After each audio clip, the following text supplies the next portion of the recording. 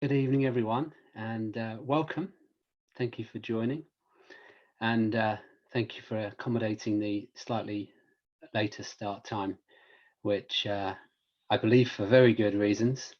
We will probably keep it the same from now on because it looks like the applause and the clapping that we're all doing here in the UK on a Thursday at 8 o'clock in the evening is going to continue, and it was again very amazing to see my entire street out on the pavement, clapping for our wonderful National Health Service and all the key workers and everybody that's keeping the country going and keeping us safe during this time. So yeah, very grateful for everybody that's doing their part, and also very grateful for everyone that's doing their part in staying at home as well. So this evening I'm going to talk a little bit about self-compassion and kindness, and we're going to do a meditation on self-compassion and kindness. As some of you already know that have joined before, this is a one-way webinar. You can see me, and hopefully you can see the slide that I'm showing as well, and you can chat on the chat as well. We do record each session. You aren't personally identified on the recording, so please don't worry about that. But I do like to be able to make the replay available to other people who want to see it. And also you can go back to the meditation if you wanted to do that another time. I am piloting this approach, so appreciate any feedback that you might have. Okay. Flick is saying that she can't see me. Can anybody else see me?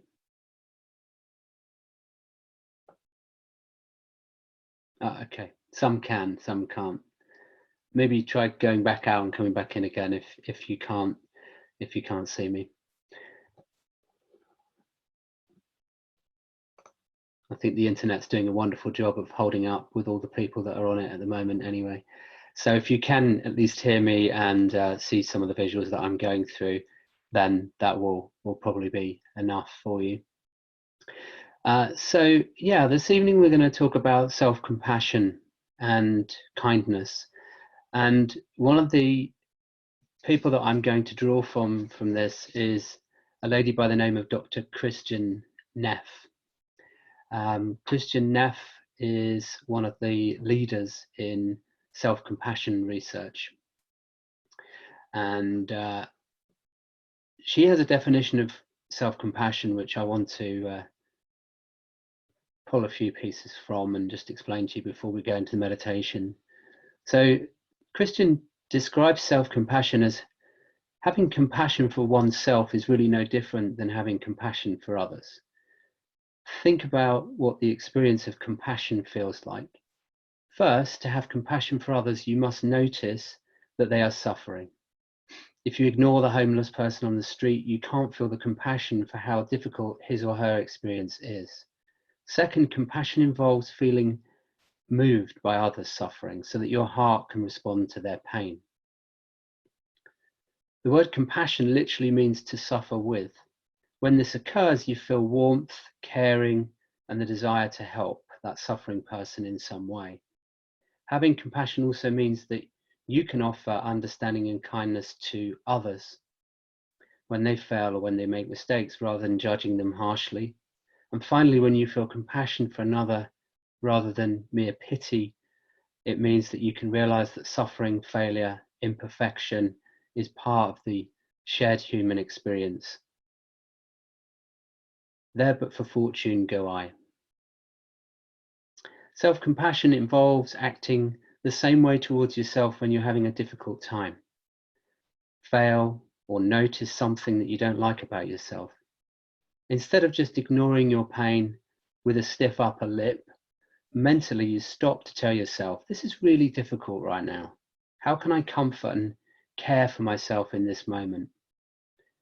Instead of mercilessly judging and criticizing yourself for various inadequacies or shortcomings. Self-compassion means you are kind and understanding when confronted with personal failings. After all, whoever said you were supposed to be perfect? And Kristen goes on to talk about three elements of self-compassion. Firstly is self-kindness versus self-judgment. So self-compassion entails being warm and understanding towards ourselves when we suffer, fail, or feeling inadequate, rather than ignoring that pain or flagellating ourselves with self-criticism. Self-compassionate people recognize that being imperfect, failing, and experiencing life difficulties is inevitable. So they tend to be gentle with themselves when confronted with painful experiences rather than getting angry when life falls short of set ideals. People cannot always be or get exactly what they want. When this reality is denied or fought against suffering, this increases in the form of stress, frustration, and self-criticism. When this reality is accepted with sympathy and kindness, greater emotional equanimity or oneness is experienced. And the second area she talks about is common humanity versus isolation. So frustration at not having things exactly as we want is often accompanied by an irrational or pervasive sense of isolation, as if I were the only person suffering or making mistakes. All humans suffer. However, the very definition of being human means that one is mortal, vulnerable, and imperfect. Therefore, self-compassion involves recognizing that suffering and personal inadequacy is part of the shared human experience, something that we all go through rather than something that just happens to me alone. And then the third area she talks about is mindfulness versus over identification. Self-compassion also requires taking a balanced approach to our negative emotions so that feelings are neither suppressed nor exaggerated. This equilibrated stance stems from the process of relating personal experiences to those of others who are also suffering, thus putting our own situation into a larger perspective. It also stems from the willingness to observe our negative thoughts and emotions with openness and clarity so that they are held in mindful awareness. Mindfulness is not a non-judgmental, receptive mind state which observes thoughts and feelings as they are without trying to suppress or deny them. We cannot ignore our pain and feel compassion for it at the same time. At the same time, mindfulness requires that we not be over-identified with thoughts and feelings so that we are caught up and swept away by negative reactivity. So I mentioned this a little bit, I think, on the session last week about in order to be the best service of others, we have to make sure that we are looking after ourselves and being compassionate to ourselves. So I'm going to move us into a self-compassion and kindness practice. And for this, I just invite you to find your comfortable position. That could be sat down on the floor on a cushion, or it could be just sat in a chair, or wherever's comfortable for you. And what I invite you to do is just to sit in a relaxed yet alert position and thinking about straightening your back and the crown of your head going up towards the ceiling or up towards the sky. And then just placing your hands wherever comfortable on your lap. And then either closing your eyes or just having your eyes softly focused in front of you. And then I just invite you to take 3 really deep breaths in your own time, nice and slow, in through the mouth, in through the nose and out through the mouth.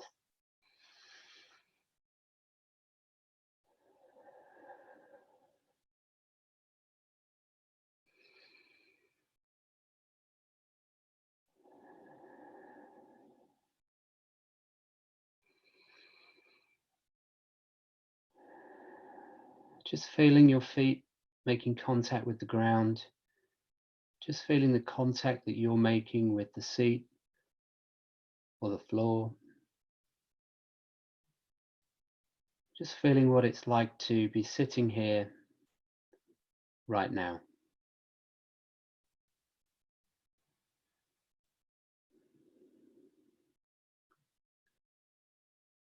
Just paying attention to your breath, the in-breath, the out-breath, and the space in between. Thoughts coming, thoughts going. Nothing to do.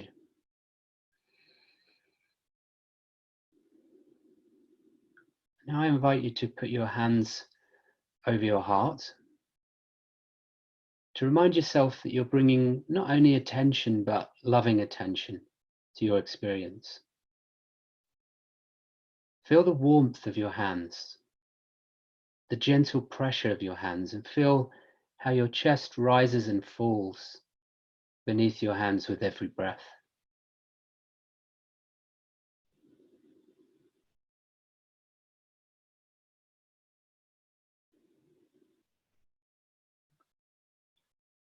Now I invite you to bring to mind a person or other living being who naturally makes you smile. This could be a child, a grandparent, a friend, a family member, or maybe it's even your cat or your dog.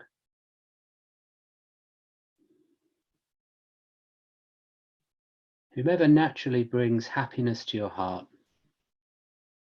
Perhaps it's a bird outside your window. Let yourself feel what it's like to be in that being's presence. Allow yourself to enjoy the good company.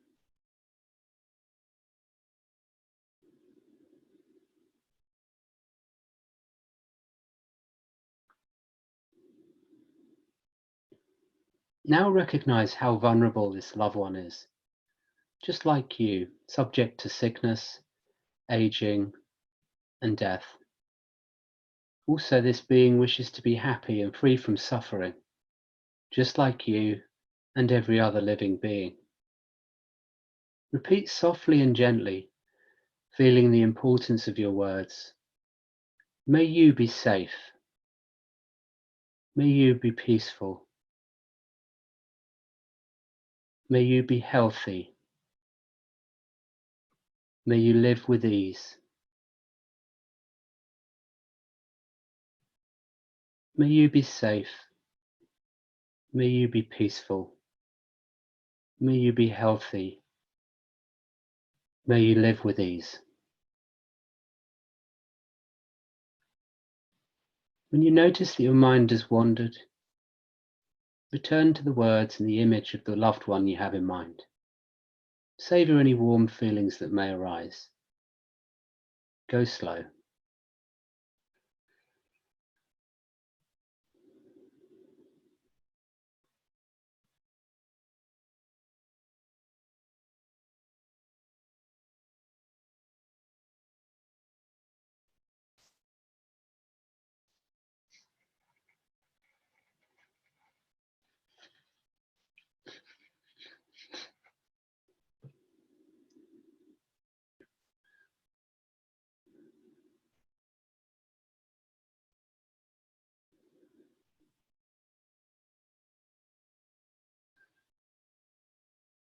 Now I invite you to add yourself to the circle of goodwill. And if you haven't already, put your hand or your hands over your heart and feel the warmth and the gentle pressure of your hand or hands. You can either just do that for a moment or for the rest of the meditation, saying, may you and I be safe. May you and I be peaceful. May you and I be happy. May you and I be healthy. May you and I live with ease.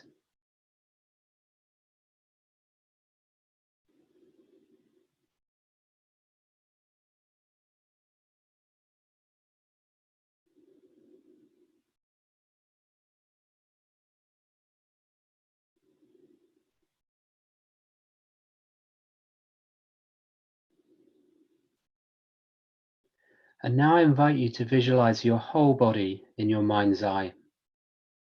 Notice any stress or uneasiness that may be lingering within you, and offer kindness to yourself. May I be safe. May I be peaceful. May I be happy. May I be healthy. May I live with ease.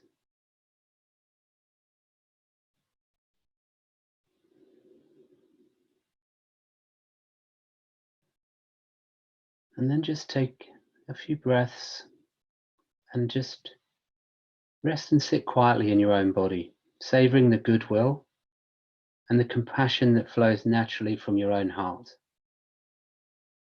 Know that you can return to the phrases anytime you wish.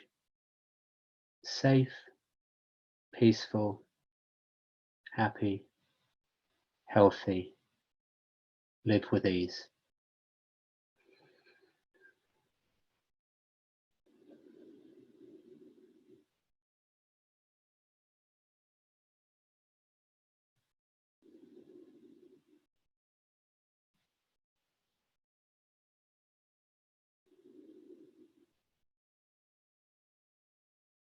And then just before we return, just taking in a nice long, deep breath through the nose and out through the mouth.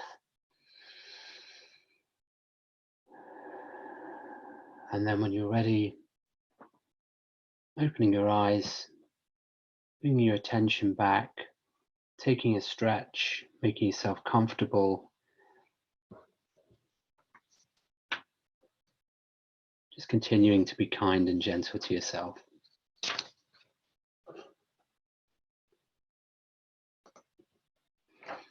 So just one or two more things before we go, just some inspiration for you.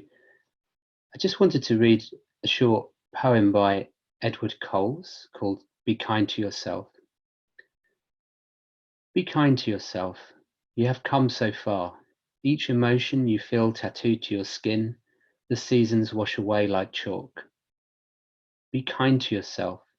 You are braver than you thought, no longer scared of what lies beneath your bed, but what awaits when you wake up. Be kind to yourself. You are worthy of love. Only you give permission for forked tongues to leave passing words as lasting scars. Only you can adopt old failures and stack them as obstacles upon each new path. You cannot dictate what will be, only who you are. Be kind to yourself. You are doing enough.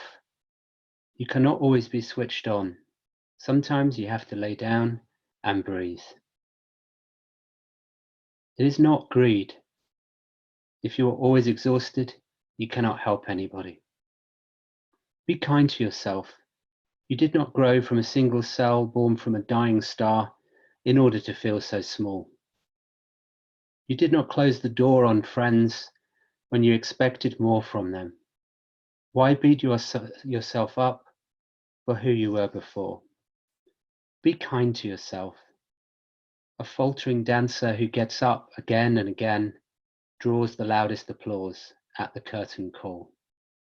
A person who has spent half their life at war with themselves knows the value of peace, the feat of getting there and getting out of the house, the measure of good mental health.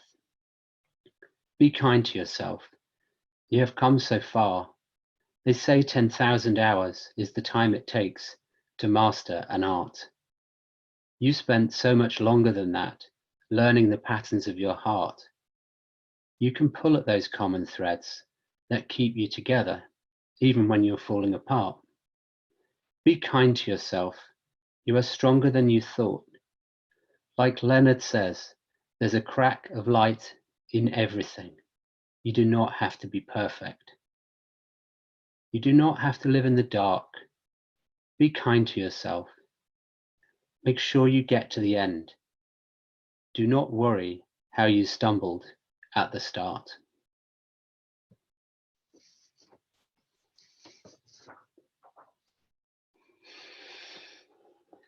I really like that one. And then just before we finish, I'll include these links on the website as well. There's lots of really good free resources being issued at the moment, and some of you are probably receiving a lot of these. Two that I would really call out. One is from Sarah Blondin, and it's on Insight Timer, and it's a 15-minute meditation called "I Would Like to Give You Permission." It's one of the most amazing meditations that I've done for quite a long time. So really highly recommend you getting a hold of that, and it's free. And then also there's another short free course here from Kristen Neff, which has only just come out, where they're offering a free 3-session series. And I've watched the first video, and it's really nice, really accessible, talks more about what I did at the start. Yeah, I would encourage you to sign up for that. Maybe that's your homework if you want to commit yourself to that. And then, yeah, I showed this last week, but if you're interested in getting started on any books, or if you want to have a look at some of the apps, I usually recommend Insight Timer, but there's also Headspace and Calm. And I've recommended some of the teachers on here that I really like as well. And yeah, let me know if you have any feedback or questions, and lovely to see your comments in the chat. Thank you, everyone. And yeah, I wish you well, stay safe, and feel free to invite others to this as well. Thank you very much for joining, and have a really lovely weekend. Bye.